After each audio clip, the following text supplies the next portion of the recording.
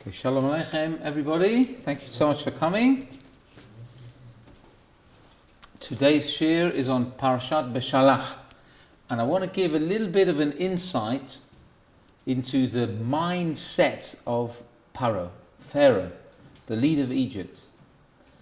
The first question that I had is, how come this man practically single-handedly, although together with his government, enslaved a people who numbered millions. Millions of people. I mean, they threatened to overthrow the Egyptians just in terms of size. What did he do to get these people to serve him, to become slaves? And these Jews were not just people you could walk over. They were big, strong people. I mean, we see at the end of the day that they were the people who performed the avodah. They made all these buildings that fell down. They couldn't have been weaklings. They were strong people.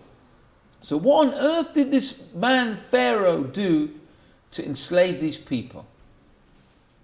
I'm going to tell you a story which I've told a couple of times before. I don't think here, but I think it demonstrates it perfectly.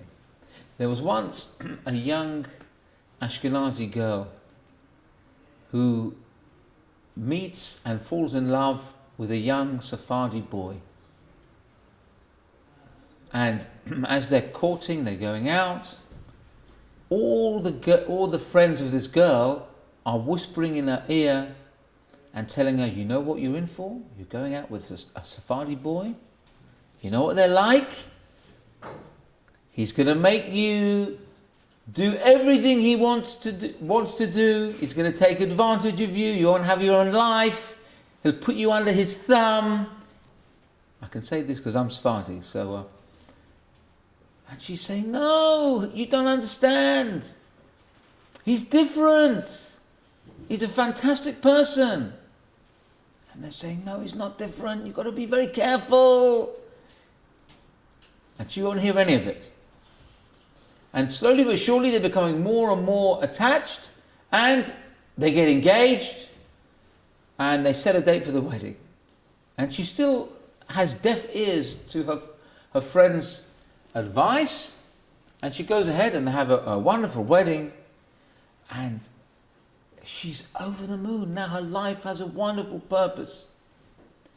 So after the wedding, the day after the wedding, she wakes up and her husband is not there. She's wondering, where is my husband? And they've already moved they went straight to their new home. Now she gets up, she goes down, first of all she washes her hands. She goes down to the kitchen and she sees on the table beautiful array of food, like a feast fit for a king. The most amazing meal laid out. There's napkin, the beautiful cutlery, everything. Incredible.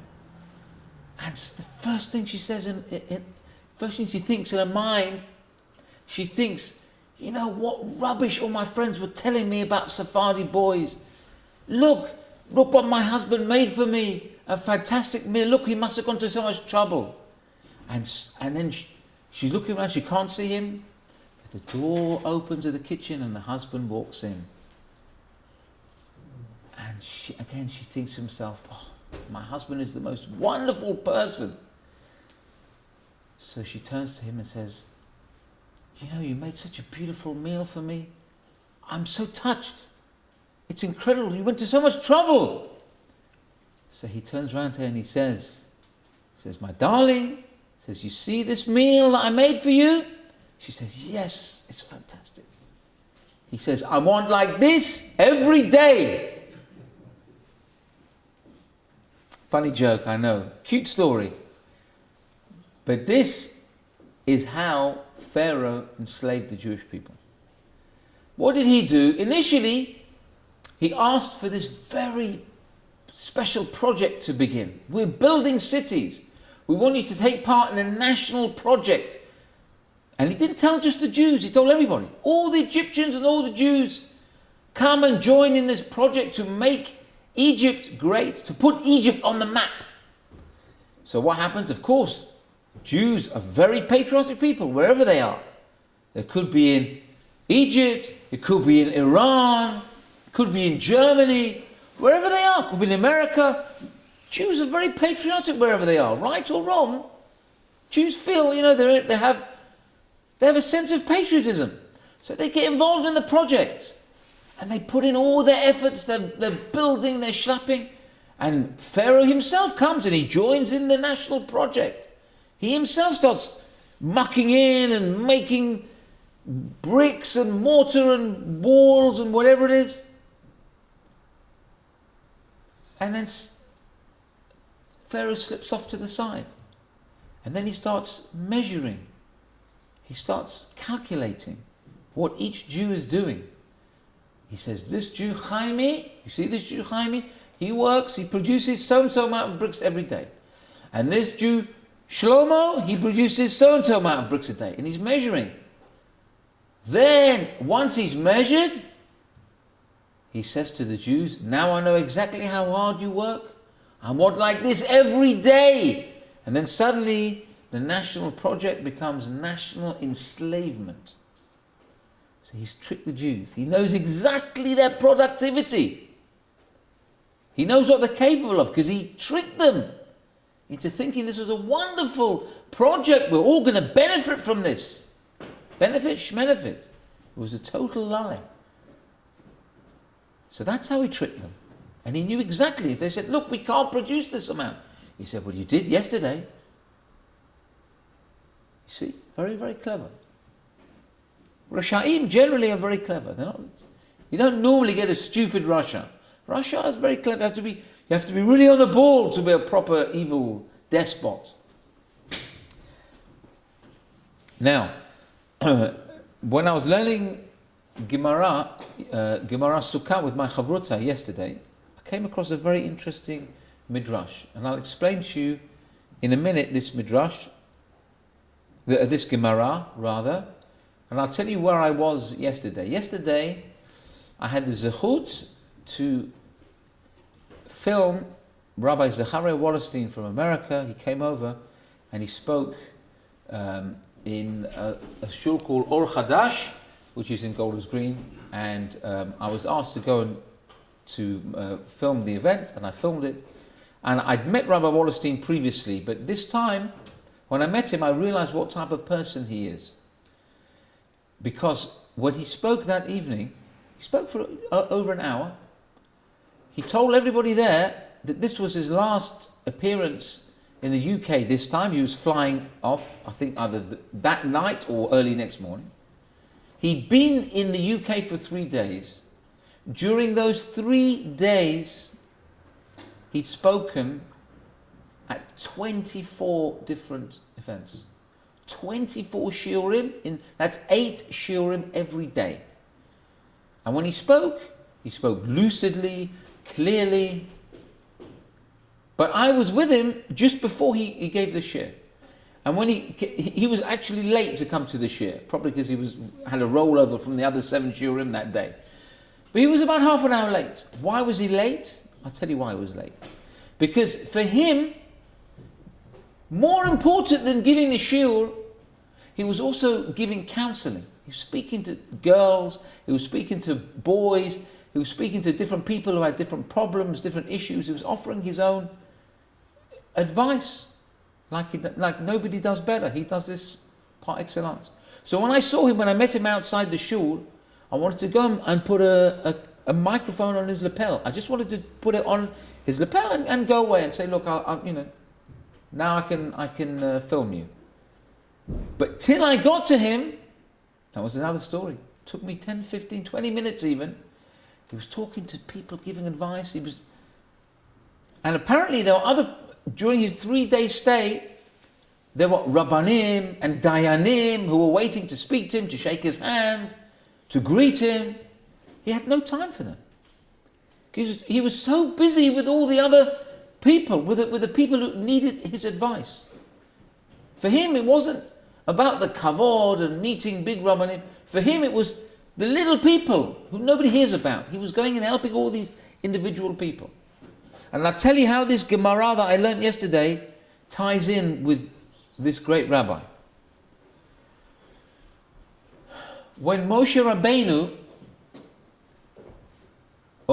before Moshe Rabbeinu was born, he had two siblings before he was born that we know about. His older sister Miriam and his brother Aaron. And we normally think of the three of them together. Miriam, Aaron and Moshe.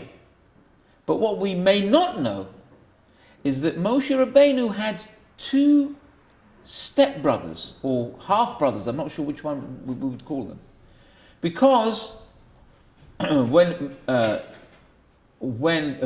Moshe Rabbeinu was born, his parents separated. They got divorced.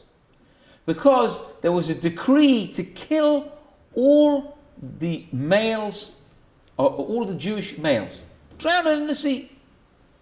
So Moshe's parents separated. They said, listen, we don't want to have any more children, because Pharaoh will just throw them in the river. But then Miriam came along, the clever tzadkaniot Miriam. She was only 5 years old at the time, I believe. And she said, Daddy, you know, your decree is worse than Pharaoh. He said, my daughter, what are you talking about? I'm worse than Pharaoh? Who can be worse than Pharaoh? Miriam said, you are. Because Pharaoh only decreed death on the boys. He said the girls can live. Any Jewish girl who's born, let her live, no problem. You, by separating from my mother and not having any more children, you're causing any future siblings that I might have, any future boys or girls, you're causing them not to come into the world. So in effect, you're preventing boys and girls from coming to the world. You're killing the boys as well as the girls. You're worse than Pharaoh. Incredible logic from a 5-year-old girl. And Amram, who was Moshe's father, accepted his daughter's advice, and he remarried his wife. And they had Moshe Rabbeinu. But in the interim, while they'd split up, Moshe's mother, I'm pretty sure it was Moshe's mother, as opposed to Moshe's father who remarried, Moshe's mother had 2 children, because she remarried. Those 2 children were called Eldad and Medad. Now, Eldad and Medad grew up to be very great tzaddikim. They were Nevi'im. And the Gemara says, while all the other prophets in the time of the desert stopped their prophecy, they had a prophecy and then they couldn't prophesy anymore, they had limited prophetic powers. These 2 tzaddikim, half-brothers or whatever you call it, step-brothers of Moshe, Eldad and Medad, they continued prophesying throughout the entire period in the desert. They never stopped prophecy. And there's one prophecy that these 2 brothers had in the desert that's mentioned in the Torah. What was the prophecy that was mentioned? They were sitting in the camp and they were saying, Moshe will die and Yeshua will take over. That was their prophecy. They were telling everybody. They were spreading the news of their prophecy. You know, Moshe Rabbeinu is not going to go to Israel. He's going to die right here in the desert. And then his Talmud, his student Yeshua, will take over. Now, this news went like wildfire. What's going on? Moshe's going to die. And Yeshua heard this prophecy. And he said went to Moshe Rabbeinu, he said, my master Moshe. The words that he utters in Hebrew is Kal'aim. Kal'aim means, we take it to the simple meaning means, kill. Yeah, kill those two people. They're spreading around this prophecy that you're going to die. Dispose of them, kill them. That's the Gemara's first explanation. Why did Yoshua want to kill them? Because it's like they're gossip mongering. They're spreading this prophecy. Why do people need to know Moshe is going to die? How could they say this about you, our great leader? But there's another explanation, very interesting and puzzling explanation, that the word kal'aim is related to the word tichle or kale, which means to finish. You know, in Hanukkah, we say that the Hanukkah lights have to be burning for a certain amount of time. How do we describe that time? It's called ad shetichle regel min hashuk, until the feet of the people in the marketplace go away. Which basically means when it gets dark, about half an hour after it gets dark, people dissipate in the marketplace because nobody wants to be out in the dark. You get mugged. Even nowadays you get mugged in the dark. You get mugged anyway. Even in the day you get mugged. But in those days, as soon as it gets dark, people will go indoors. No longer than half an hour of darkness would people stay outside. So that's ad shetichle regel min hashuk. Tichle means to finish. So the second explanation said that Yoshua advised Moshe. He wasn't saying kill them, chas v'shalom. He was saying tichle kal'aim, finish them off. What does it mean, finish them off? Finish them off. The Gemara says, give them work, let them work with the community, and that will finish them off. And that's the end of the Gemara. Make them work for the community, and that will be the end of them. Says the Mefarashim, very simply, that Yoshua was saying, you know how to get rid of these two troublemakers who are going around prophesying you're going to die? Take them away, give them jobs to do with kiruv, give them jobs to do with chinuch, or something to do with the community. As soon as they get involved in the community, then they'll get involved, they'll get so much pressure that they will not be besimcha. They will not be happy, for want of a better word. You can't translate simcha. They will not be besimcha. And a navi, a prophet, who does not have simcha is no longer a prophet. You cannot have prophecy unless you are besimcha. Impossible. So put them with the community. So what was Yoshua saying?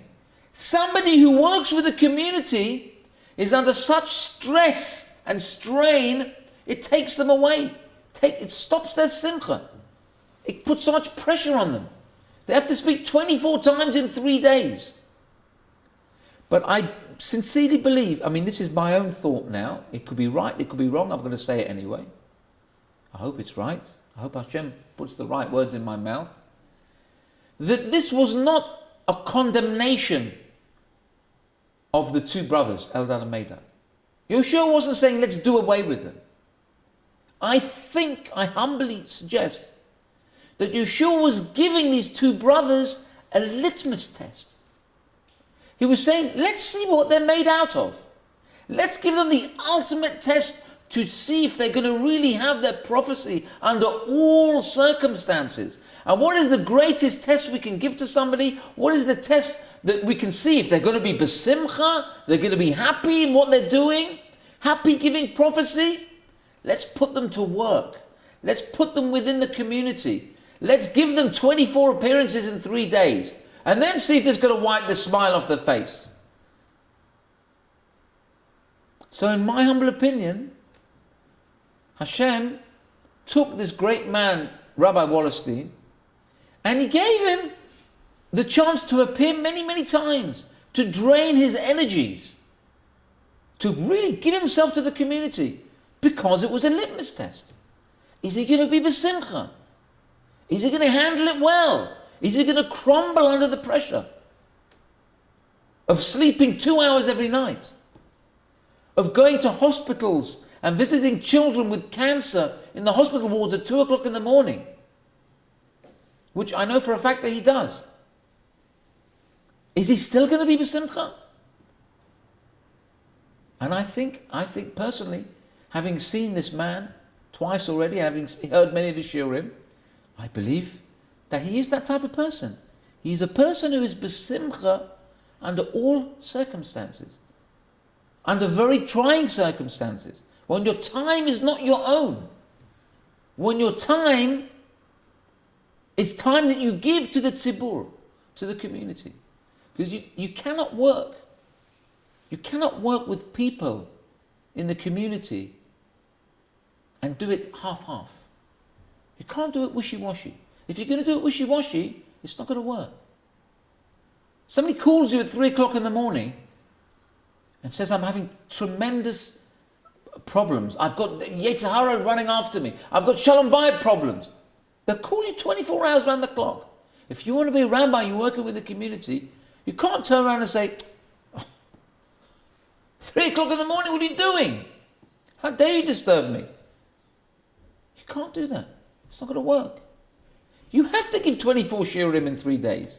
You have to put yourself out completely for the community. Because wishy-washy doesn't work. And another thing, another very important thing, it's not just with him, there are a few people I've seen like this, that their strengths seem almost superhuman. How do they get that energy? I humbly believe, and I'm using an example, another great person, Dayan Abraham, and I've always said this about him. How does Dayan Abraham go and he speaks till so late at night, answers the phone, he has meetings with people, and during the day he's a Dayan on the Beit Din, he's all sorts of horrible cases and etc. How does he get the energy to do that? How can he always smile? And I believe the answer is very simple. If you commit yourself to this type of role in the community, then you get something from Hashem to help you. And it is called siyata dishmaya. Simple as that. Because there is no logical way to explain how people like Rabbi Wallerstein and Dayan Abraham and all the other great people who I know about and I don't know about, how they get their energies, how they sleep 2 hours a night, how they still manage to become family people as well as helping the community. They don't neglect their families. They have perfectly wonderful family lives. Their children can tell them many stories about how my daddy and my mummy were playing with me and I had a wonderful it was so wonderful when I was growing up. My parents were always there for me. But we see they're always rushing around. But they still have their feet on the ground. How do they balance it? It's a juggling act. How do they do it? We could turn around and make all sorts of logical inferences. It all, in my opinion, it all boils down to siyata dishmaya. Hashem gives you the way to do it. He says, my servant wants to promote my name. He wants to bring my name into this world. He wants to teach my Torah. He's a good investment. I'm investing in him. You're not going to put your money in stocks that are garnished. You're going to invest in stocks and shares that are riding high. They're going to give you a good return on your investment. So Hashem, as it were, invests his energy and gives his miracles to people he knows is going to get good return on investment. And Rabbi Wallerstein is a good return. He gives a good return on the heavenly investment. So does Dayan Abraham. So do all these other tzaddikim. Rabbi Godlewski, another one who nobody hears about. Anyway, we could talk about this for a long time. I have a shir to get through. And I need to stick to the script. Okay. So let's talk about this week's parasha. In the beginning of the parasha, we see these 3 million Jews, 600,000 males between 20 and 60, all parading, running out of Egypt quickly. Meanwhile, Pharaoh in his palace says something which is quite unusual. He starts regretting the Exodus. Now we know he was forced into it. He had no choice. He was literally, he was brought to the brink through these 10 terrible, vicious makot, which were meted not just him, on his entire people. So he was literally brought to his knees.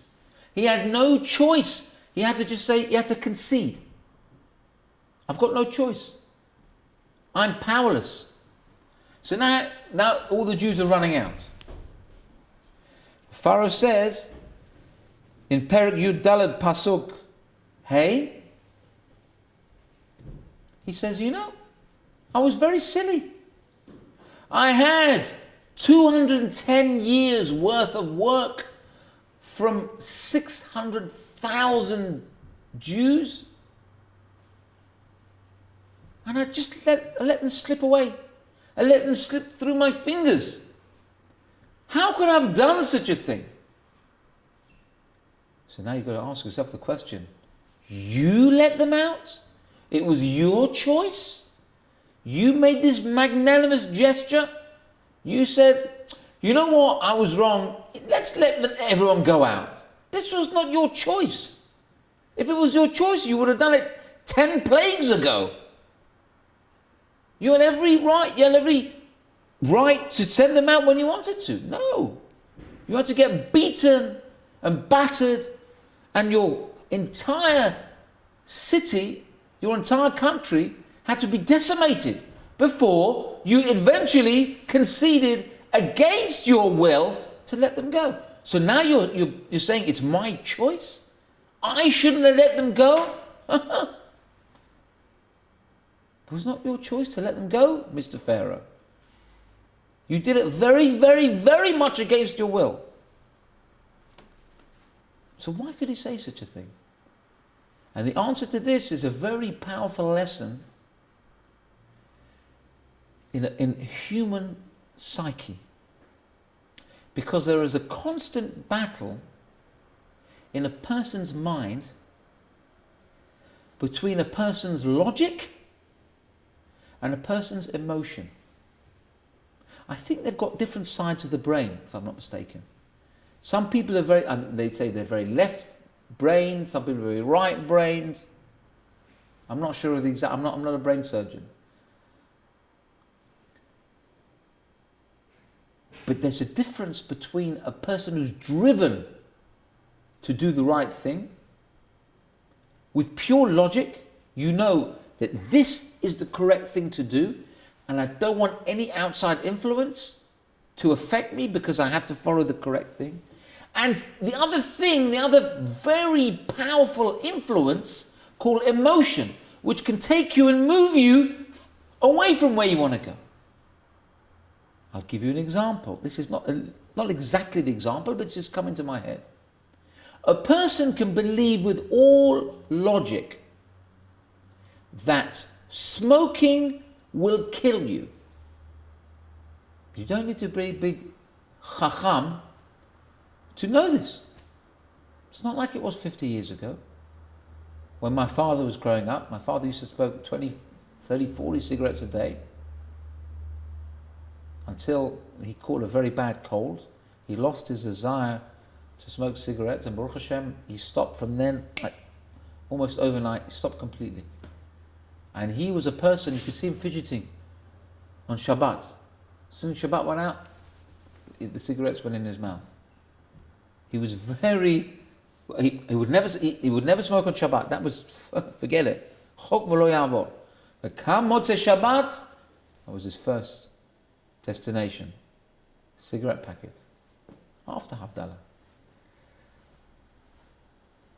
So a person can logically know that if I smoke cigarettes, they will affect my lungs, they'll affect everything, they will destroy me, they will kill me.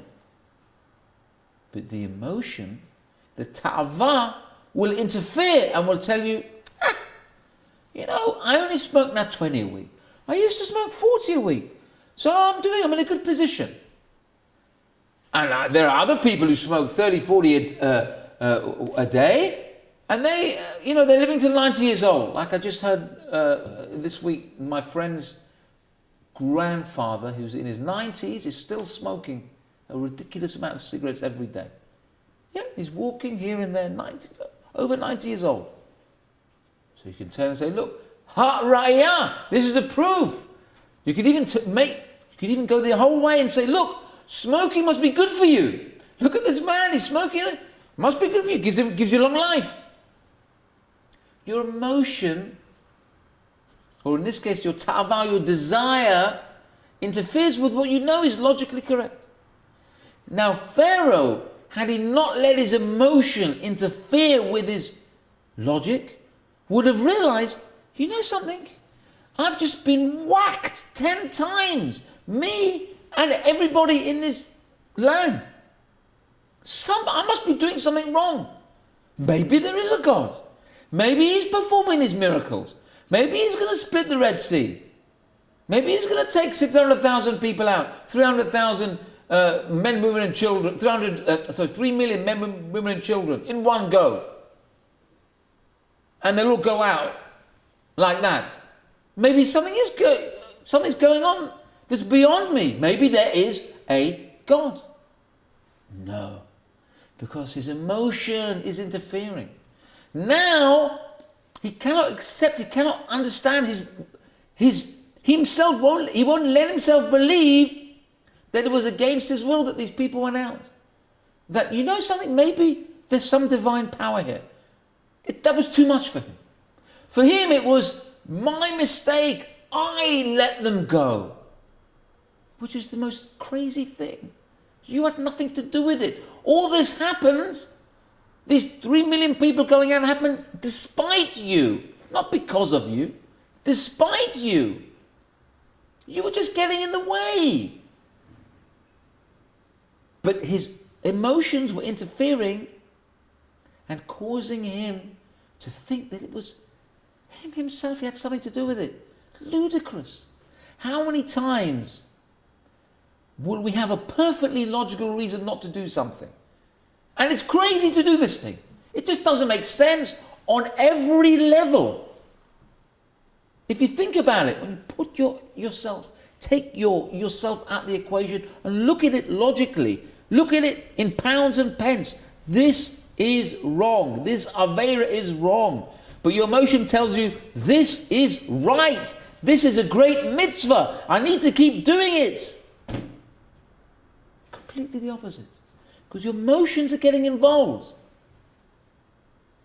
A person has to train himself to take himself out of the picture. To remove yourself. And look at things logically. And say, look, forget the emotion. Forget the desire. Forget all the external influences. That's all Yetzer Hara. Let's look at it in pounds and pence. Should I be doing this? Is this what Hashem wants from me?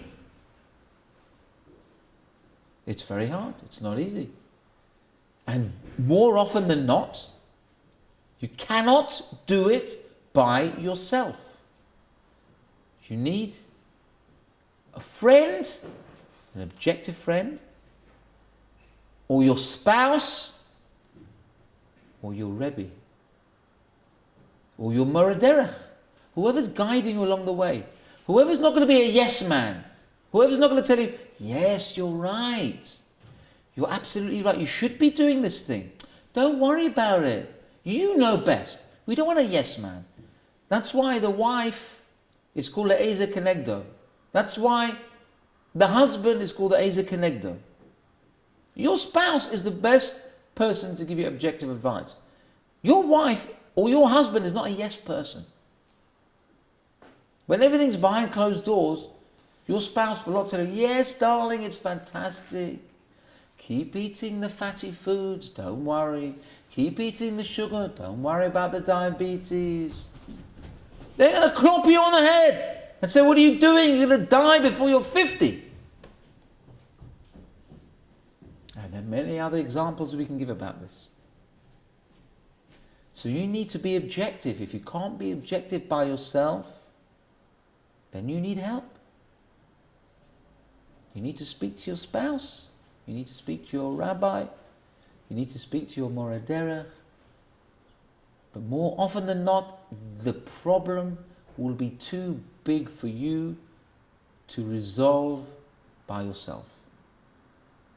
So I think we'll leave it at that. I haven't even got through a third of what I'm getting through. I'm going to have to cut it short. I don't want to overrun the time. Let's keep an eye on the time.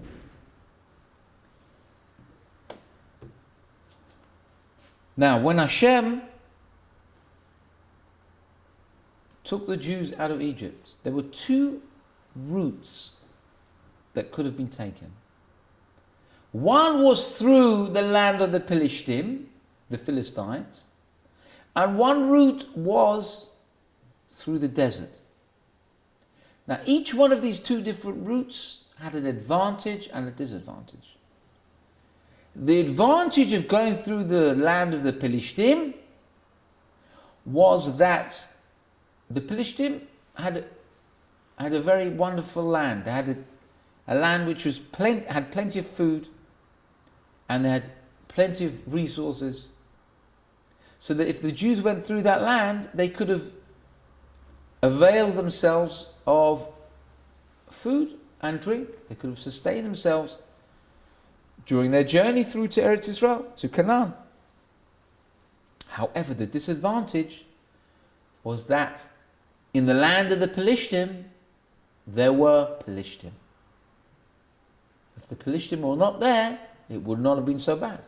But the fact is there were Philistine there. And these Philistine, these Philistines, were terrible people. They were immoral, they were murderers, they were idolaters. Everything a good Jewish boy does not want to be, that's what they were. And to go through the desert also had an advantage and a disadvantage. What was the disadvantage? Was that it was a desert.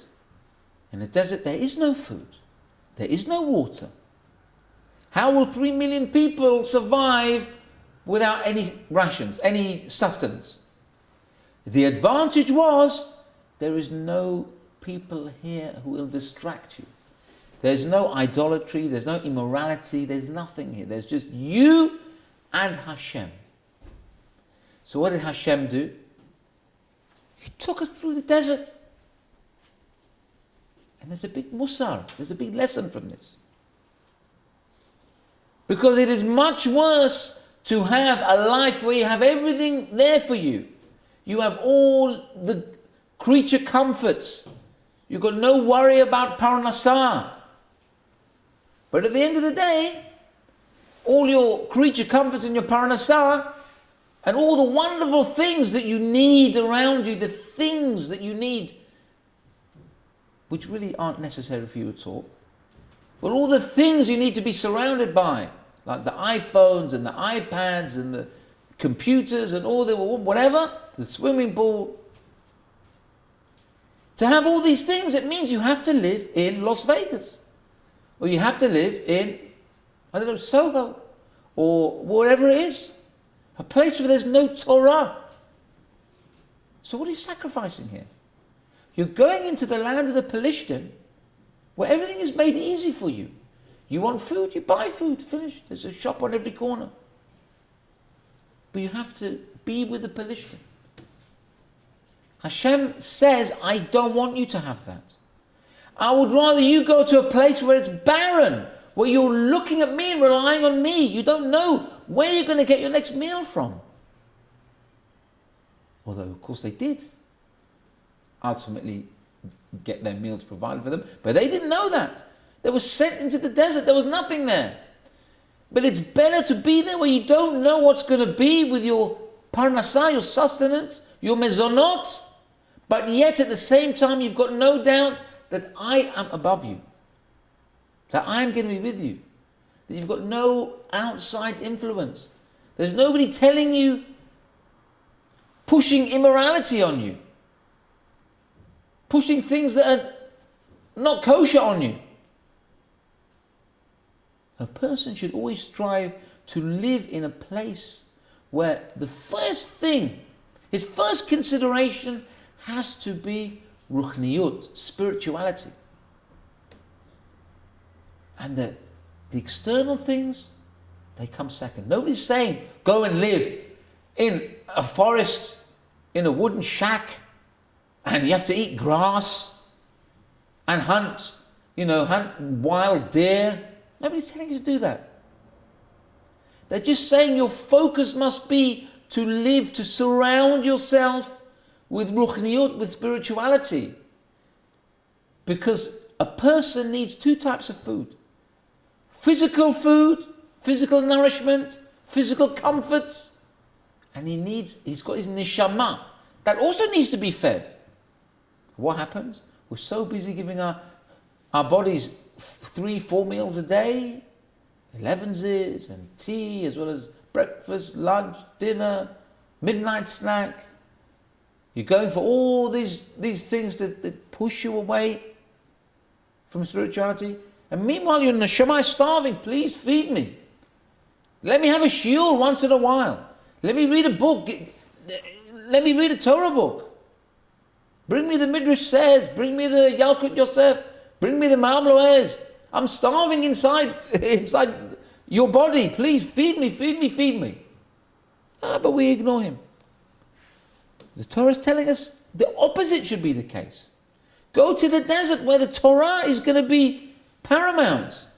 Then you worry about other things. Don't cut yourself off from physicality, but just realize where your priorities lie. I want to talk about the manna that came from heaven. And we see that initially the manna was described as like an oily food, like an oily dough. And then ultimately, the manna is described as k'tzipichit badvash, or something like that. It means like a sweet cake, like a sweet honey cake. Why initially was it described as one thing, an oily, like a dough, and afterwards it was described as tzipichit kadvash, like a sweet cake? Because when the Jews had it on Shabbat, that's when they call it tzipichit kadvash. Why on Shabbat was it different to when initially they saw it? Because they didn't know what it was. Why was it called man? Because they looked at this thing and they said, what is this? Manhu. What is it? Man means ma. What is it? Mazeh. So they called it manhu. And after they said, it tastes good. It tastes like like beautiful honey cake, like cheesecake, whatever it is. Ultimately, you could taste it and it would taste like anything. So I had a beautiful explanation why they waited till Shabbat, till they call it tzipichit kadvash, like a sweet cake. Because we know that the man tasted like whatever you thought it should taste like. You want it to taste like meat, it's going to taste like meat. You want it to taste like milk, taste like milk. You want it to taste bland, tasteless, it will taste tasteless. You want it to taste like the most delicious thing you've ever had? That's what it would taste like. So when the Jews came into Shabbat, already their mindset was different. They were savoring the beauty of Shabbat, the holy day, the holy gift that Hashem gave us. This gift of Shabbat. The Jews were already different at that point. Now when they tasted the man, in their mind they had the most beautiful spiritual thoughts. They were in a different place, as it were. Now the man tasted different. Their spirituality, their contentment with the Shabbat, the wonderful sweetness of Shabbat permeated their thoughts, and that made the man taste like honey cake, like sweet cake. And that, I believe, is why the Shabbat food tastes different than during the week. You know, a person who has chulent on Shabbat tastes amazing. Or I'm a Persian, I have Sephardi food, so I have things like choresh, cholon chodo. Most of you won't know what this means. Chorme sabzi gondi, all these wonderful Shabbat foods. If you have them after Shabbat, it doesn't taste the same. It just doesn't taste the same. If you have chulent after Shabbat or kugel after Shabbat, it doesn't taste the same. I love to eat these things on Shabbat. I cannot eat them after Shabbat. Because they're totally different. You make it the same, whether it's leftovers or you make it just doesn't have the same appeal. Why? Because on Shabbat it's got the Tam Shabbat. Because on Shabbat your whole psyche is different. You've got a neshama yetera, you've got an extra neshama. So the Jews also, Here, when they tasted the manna, it was totally different for them. It was a different experience. Shabbat is totally and utterly different from the other 6 days of the week. You can't even compare. It's like Shamayim Va'aretz. Once you get into Shabbat, from 1 minute to the next, totally different. Says the Ben Ish Chai, the Torah that a person learns on Shabbat, I hope I'm quoting the Ben Ish Chai correctly, is 1,000 times more powerful than the Torah you learn during the week. And similarly, he says, the Torah you learn in Eretz Yisrael is 1,000 times more powerful than the Torah you learn in Chutz La'aretz. It just boggles the mind if you think, if you're in Israel for Shabbat, you're learning Torah on Shabbat in Israel. How great that must be. There are people who are doing this week after week.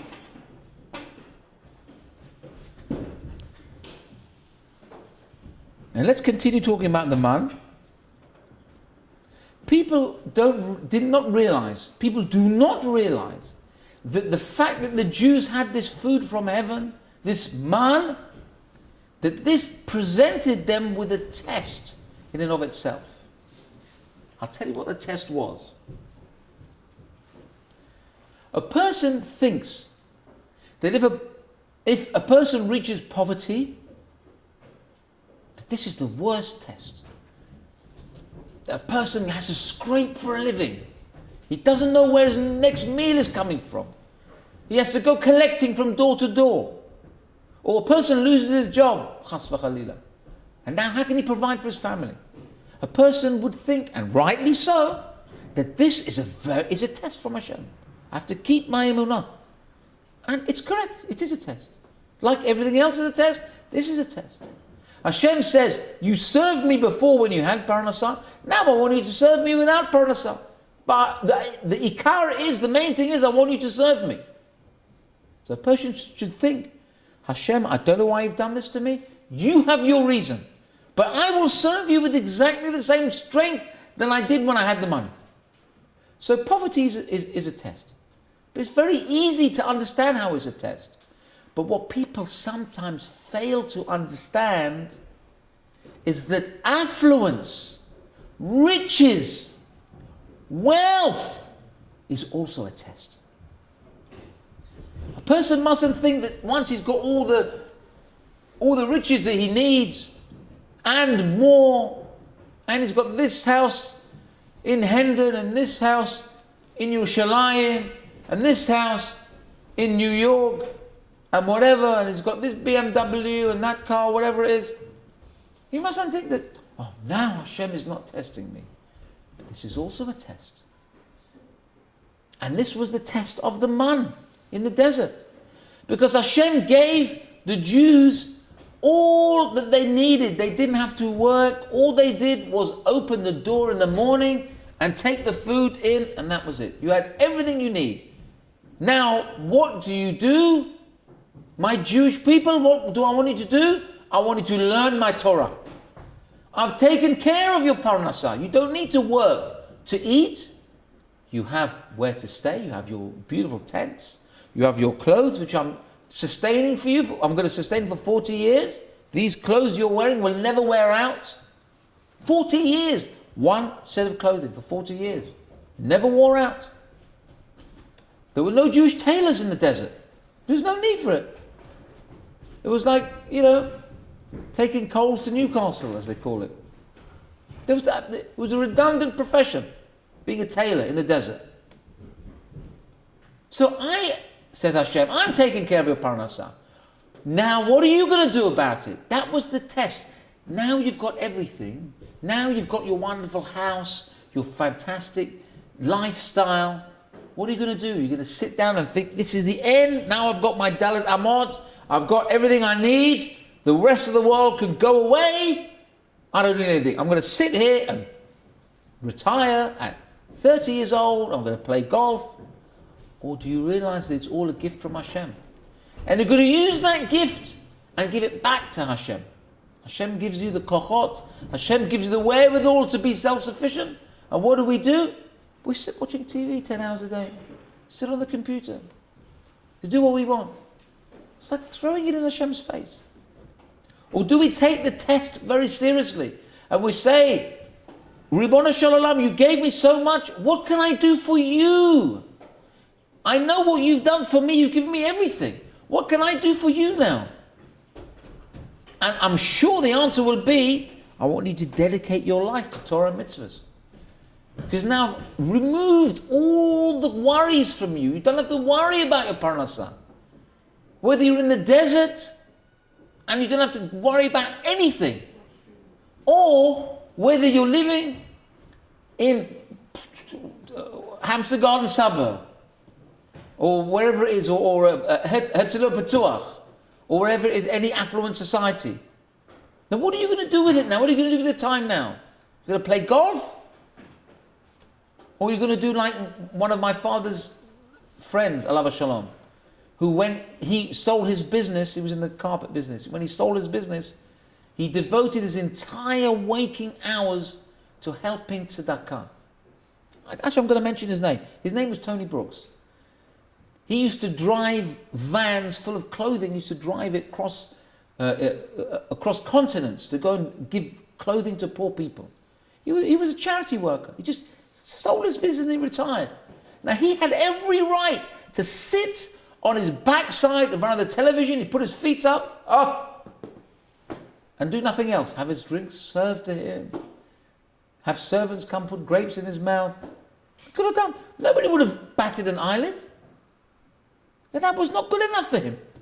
He was the sort of person he couldn't live without doing chesed. And he literally spent until his dying day helping with tzedakah, helping with chesed. That's the test. It's not only poverty that's a test. It's affluence that's the test. Very important point to make. And there's a midrash which says, actually further to this, that when the man came down from heaven, it didn't come down by itself. It also came down at the same time with jewels. Can you imagine such a thing? The food came down, and with the food there was emeralds and rubies and diamonds. Can you imagine that? What would a person do? Would run and take whatever you can, run to Hatton Garden and sell them, make a big profit. There were two types of people at that time who saw these jewels coming down. There were the wise people and there were the simple people. The wise people indeed took the jewels. The simple people just took the man. They didn't take the jewels, didn't bother with the jewels. So the question was asked, why? You get something free, you want to take as much as you can. Hashem had to make a gezerah, an edict, a ruling to say only take what you need. You take your portion of man every day and no more. You want to take more? It's going to rot. You want to take chaparayim or take loads of stuff? It's going to go rot. You only have what's magia lacha, what you deserve. Just take the portion, no more, no less. But he didn't say about the jewels. But a person could have taken, and even if there was a set amount of jewels you can take every day, so take it, it's a freebie. Which type of Jew refuses something free? So why these poor people, simple people didn't take the jewels? And why the clever people took the jewels? So the answer is that at that time, people had nothing. They had no use for money in the desert.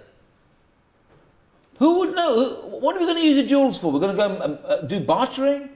Go buy some merchandise and sell it? There's nothing like that here. It's barren. It's just us and sand. And beyond the sand, more sand and more sand. What are we going to do with this? Said the simple people. So we leave it. We don't need it. Said the wise people. You know, we are getting this for a reason. Maybe in the future there's going to be something called the Mishkan. Maybe in the future there's going to be Kohanim who need holy begadim, holy clothes, and they'll need these jewels. Maybe there's going to be a breastplate with different stones on it. So we'll take them.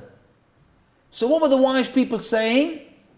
Ezehu chacham haro'eh et hanolad. Who is the wise person? He who looks to the future. He safeguards his future. He thinks about what could be. Those wise people were very clever because at that moment in time there was no reason to take these jewels. But in the future there was going to be a need for it. So they took them with an eye towards the future. Every Jew has to think, has to safeguard his future. It's not a lack of bitachon. It's not a lack of faith. You're thinking, this could be. Maybe I might need this in the future. And you look after your future, you think ahead. A Jew always has to think ahead what could be. You could never imagine you would need such things at the moment. But there might come a time. You could never imagine in Russia that there could be a time when there's no communism. But then perestroika happened and almost overnight, communism, history. That's for the history books.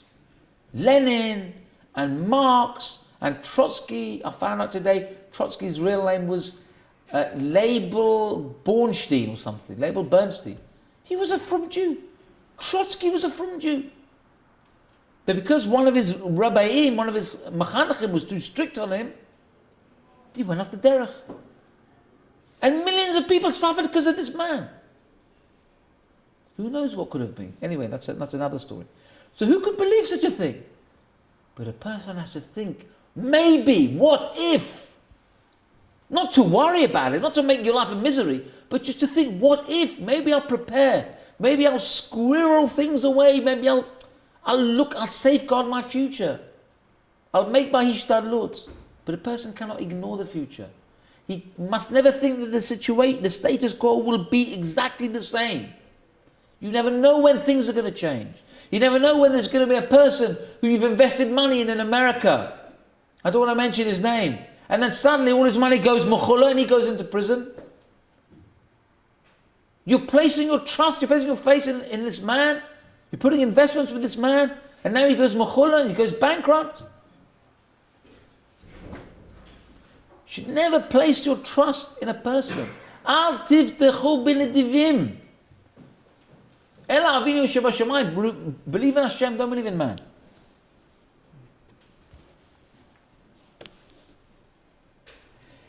And you know something? These people who got the man, there was a group of people who got this wonderful food from Shamayim, this amazing miracle. And this group of people started complaining. Why do we want this stuff every day? We get this white stuff. Every day the same menu. White stuff, more white stuff, more white stuff.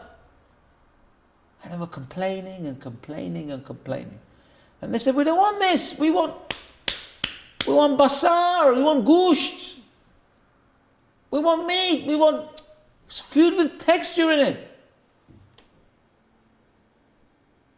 These people were born complainers. How does that translate into our society now? You ever meet people who have a comfortable existence and whatever they have they complain? Or people with children who complain, my son made such a mess on the floor. There's crumbs and milk all over the floor. Who are they complaining to? To somebody who's not married. Who doesn't have, or married couple doesn't have any children. You're complaining. Do you know who's listening to you? This person would give anything to have a child come and make mess on my floor. Let me have a child, he can make as much mess on the floor as he wants. But a person who complains when things are good will complain about anything. A person must be very mindful of this. First of all, never to complain, to realize everything Hashem has given me is for the good. Because a person who can complain about the man, the greatest gift that you can have for 40 years, he will complain about anything. A person must be very mindful to keep away from this Yetzer Hara of complaining. Or in Ivrit they call it shlili, to be negative. Al tieh shlili, you should never be negative. You should always see the positive.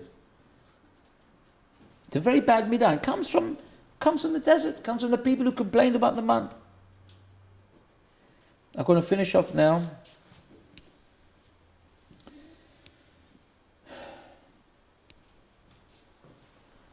When the Jews left Egypt, they were commanded by Hashem to go and take the gold and the silver. There was one person we know who did not take the gold and the silver, and that person was called Chacham Lev. Who was the Chacham Lev? None other than Moshe Rabbeinu himself. What was Moshe Rabbeinu busy doing? Moshe Rabbeinu was busy taking the Aron Shel Yosef, the coffin of his great, great, great uncle Yosef, or his whatever it is, whatever the relation was. He didn't bother taking any money. So now Moshe is called Chacham Lev. If you take the bones of your elderly relative who passed away many years ago, you call it Chacham, you call it somebody who's clever, somebody who's wise. What's so wise about it? The answer is Moshe Rabbeinu was very, very well aware of what money can do. If you think about it, the Jews were commanded to take the money. Hashem had to force them to take the money. Why force somebody to take money? Because perhaps even the Jews knew what money can do. Because Moshe Rabbeinu knew that affluence is a curse in and of itself. It's a test in and of itself. Perhaps Moshe Rabbeinu was thinking, I don't want that test. I don't want lots of gold and silver. I don't want to be subject to that nisayon. Because I know what it can do. And you know what happened? Because of all this gold and silver that the Jews took out, what did they do with this money? They took the gold, they put it in a fire, and out of this fire jumped a golden calf. I rest my case. You see, if you're thinking about money the whole time, that's your focus, it can become a test that can become overwhelming. And Moshe Rabbeinu was so aware of this. And when it says Moshe Rabbeinu took the bones of Yosef, where did he take the bones? I had a beautiful explanation. Of course, we know that Moshe Rabbeinu took the coffin of Yosef, took it to the Red Sea, because the Red Sea saw the bones, the Red Sea split. But Moshe took the bones, he didn't just physically take them across to the Red Sea. He didn't just physically take them out of Egypt. He took them all the way to Shemayim. Why? Because when he took the bones, he took a mitzvah. And a mitzvah, when you take a mitzvah, you don't just take the mitzvah and then you finish with the mitzvah and that's the end. The mitzvah comes with you to Shemayim. He took the bones all the way. A mitzvah is not just for this life here, it's for Shemayim. Like they say a dog is not just for Xmas. You know, the Goyim say, a dog is not just for Xmas. Why? Because people get present, you get a nice, soft, fluffy puppy for their 25th of December. And then what happens? After a few days, they get fed up because the dog needs food. I didn't know a dog needs food. You gave me a present, you didn't tell me I have to feed it. Now they get fed up with it, they put it in the street. And then they all end up in the dog's home. So there's a big slogan, dogs are not just for Xmas. Lahavdil. A mitzvah is not just for now, it's for Shemayim. They say you cannot take it with you. After 120 years, you can't take it with you. I'm telling you, you can take it with you. But it's what you take with you that's the difference. You can't take the money, you can't take the cars, you can't take the business deals. You can take the love that you gave your wife, the love that you gave your children, the chesed you did with your community, the honor you gave your rabbanim and dayanim. You can take the mitzvah, you can take it with you. But what are we doing? We're taking all the wrong things. We're making more money and more money and more money. And the more money we make, the more money we leave to the tax man. What's it going to do us? Why are you making more and more and more and building bigger and bigger and bigger houses? For what, they say in Yiddish? For what? After 120 years, it's all going to go. Your children will have it. Fine, you look after the children is one thing. How much are you going to give them? Millions and millions. What are they going to do? They're going to waste it. What if you do, God forbid, if a husband dies, predeceases his wife by many, many years? What's going to happen? It's not unusual at all. Lot Aleinu shouldn't happen to any Jew. Husband can drop dead at 30 years old, leaving 2-3 children. And he's a millionaire. And now he's died because he had so much pressure. His body can't take it, drops dead at 30, 35, let's say. Now what's going to happen? Is his wife going to stay there with the 2 children? I'm dedicated to the soul of my dead husband. I'm never going to marry again. Not necessarily. She's going to marry again. A couple of years later, she realizes, look, I've got 2 children, 3 children. I can't do this by myself. I need the company. I need somebody to help bring up my children. I don't want to live by myself. So she gets married again. So now you sweated for those 30, 35 years to make money for somebody else. For your wife's new husband. It's just something to think about. You've got to put your efforts in the right place. I can't speak about this often enough. I cannot speak about it. I'm going to end off with a story. This is my last thing. I know I'm speaking a little bit over time.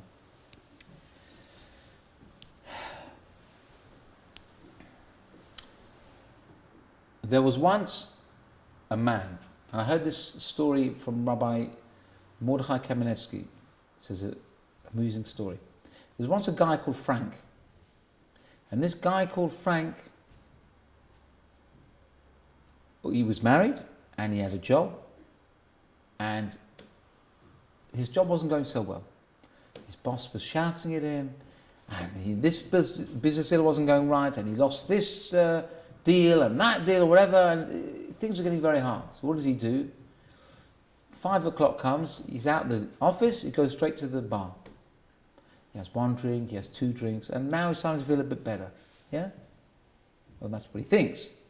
And what does he do? Schmerel that he is, he gets in his car. Doesn't worry about being breathalyzed because his emotions are winning over his logic, like we said. Gets in his car, starts driving down the dual carriageway. But he's driving down the dual carriageway the wrong way. And there's cars coming. What's going on? Why are people driving in front of me? Then his mobile phone starts ringing, and it's his wife. His wife said, Frank, be very careful when you come home from work tonight. I just saw on the news there's a Meshugana driving the wrong way down a dual carriageway. He says to his wife, he said, 1 person? He says, there are hundreds of them. What does that mean? A person can be so caught up in himself. He can be so self-obsessed. And he can be driven by completely the wrong things. Just like Paro can turn around and say, I let the Jews go. I was the one who was in control. But your logic is leading you in the wrong way. Your logic is pushing you in the wrong way. And you cannot for the life of you see that what you're doing is wrong. But when that happens, like I said earlier, you've got to listen to your wife. She's calling, she's telling you there's a Meshuggah on the road driving the wrong way. Maybe you might sort of have to think to yourself, it might be me. So when you get that message, listen to that message. Ask advice to understand the message. But whatever you do, don't forget the message. Have a good rest of Shavua, and I wish you all Shabbat Shalom.